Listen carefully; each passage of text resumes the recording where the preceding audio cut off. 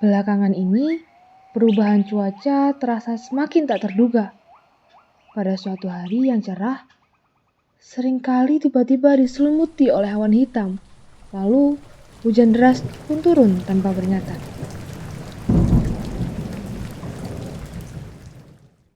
Fenomena ini bukan sekedar kebetulan, melainkan tanda nyata perubahan iklim yang semakin mengkhawatirkan.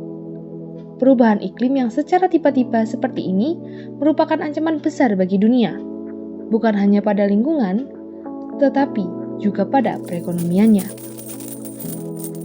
Di tahun 2024 ini, dampaknya sudah mulai terasa, terutama di sektor-sektor penting seperti pertanian, asuransi, energi, dan juga properti. Setiap sektor ini saling terhubung dan berkaitan satu sama lain. Jadi, jika satu sektor terganggu, maka sektor yang lain pasti akan ikut terdampak. Hal ini dapat menciptakan resiko besar bagi stabilitas ekonomi. Bukan hanya hari ini, tetapi juga ekonomi kita di masa yang akan datang. Oleh karena itu, kami dari kelompok 6 akan menjelaskan lebih dalam terkait hal tersebut. Jadi, krisis yang menunggu, apakah perekonomian kita siap menghadapinya?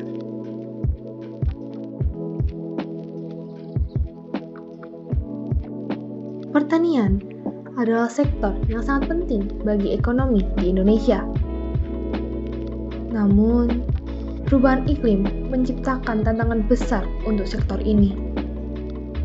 Cuaca yang tak menentu membuat hasil panen yang menurun. Kerugian ini makin berat karena petani harus mengeluarkan biaya lebih untuk pestisida dan juga pupuk. Selain itu, berbagai bencana alam sering merusak lahan dan infrastruktur pertanian. Akibatnya, pendapatan petani menurun drastis dan harga pangan yang naik. Situasi ini mempengaruhi banyak orang, bukan hanya petani, tapi juga masyarakat yang bergantung pada produk mereka.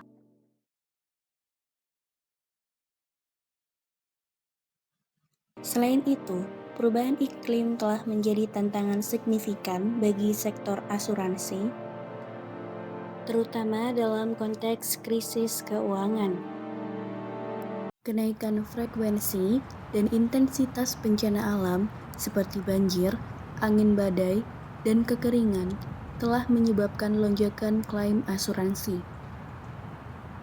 Hal tersebut berdampak kepada peningkatan biaya operasional perusahaan asuransi dan dapat mengarah kepada ketidakstabilan keuangan.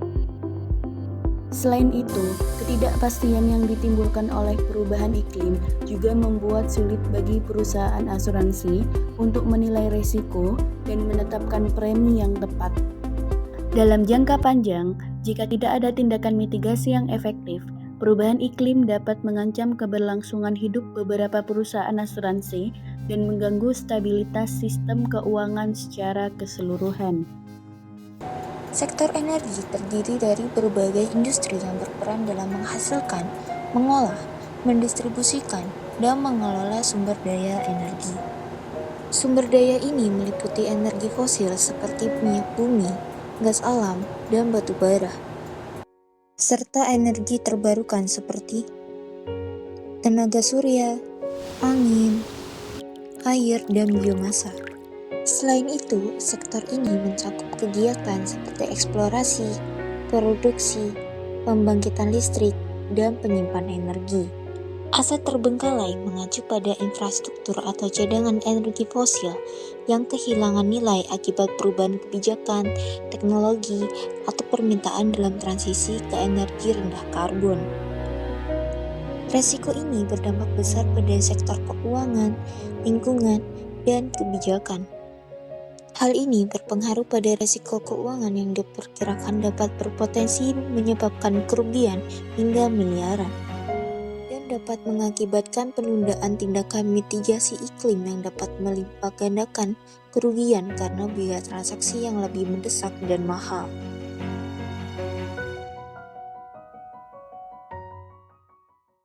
perubahan iklim semakin nyata, dan dampaknya mulai terasa di seluruh sektor termasuk properti. Mari kita lihat bagaimana perubahan iklim mempengaruhi sektor properti dan apa yang bisa kita lakukan. Kenaikan permukaan air laut mengancam properti di pesisir. Banjir dan erosi pantai juga menyebabkan kerusakan yang signifikan pada rumah dan juga infrastruktur. Suhu yang semakin tinggi dan gelombang panas dapat meningkatkan biaya pendinginan dan perawatan bangunan. Selain itu, suhu yang tinggi dapat mengurangi kenyamanan hidup. Untuk menyelesaikan permasalahan ini, pemerintah dapat membangun infrastruktur yang tangguh terhadap perubahan iklim yang sangat penting untuk melindungi investasi jangka panjang. Hal ini mencakup pembangunan sistem drainase yang lebih baik, penguatan struktur bangunan, dan pengembangan infrastruktur hijau. Infrastruktur yang berkelanjutan tidak hanya melindungi aset fisik, tetapi juga mendukung pertumbuhan ekonomi yang stabil.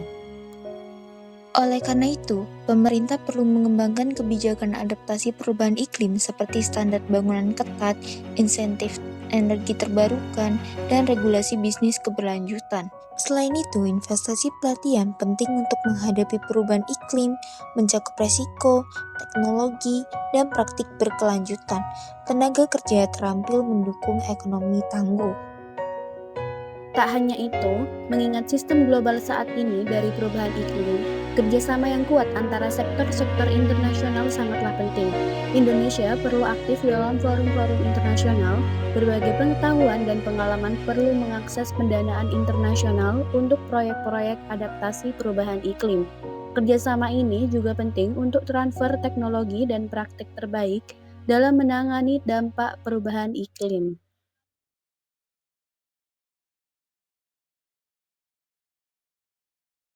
Namun, terdapat solusi untuk mengurangi dampak tersebut, yaitu penerapan teknologi hijau dalam konstruksi bangunan yang dapat mengurangi dampak negatif perubahan iklim. Bangunan hijau dinilai lebih hemat energi dan juga ramah lingkungan. Di sisi lain, pemerintah juga ikut berperan penting dalam mengurangi dampak perubahan iklim dengan mengimplementasikan kebijakan dan insentif untuk mendorong pembangunan yang ramah lingkungan. Dalam menghadapi dampak perubahan iklim terhadap stabilitas keuangan, diperlukan komitmen dan tindakan nyata dari seluruh pemangku kepentingan. Kolaborasi antara pemerintah, sektor swasta, dan masyarakat menjadi kunci dalam membangun ketahanan sistem keuangan yang berkelanjutan. Sehingga Indonesia diharapkan mampu meminimalkan risiko krisis keuangan akibat perubahan iklim, sekaligus menciptakan peluang pertumbuhan ekonomi untuk masa depan yang lebih baik bagi generasi mendatang.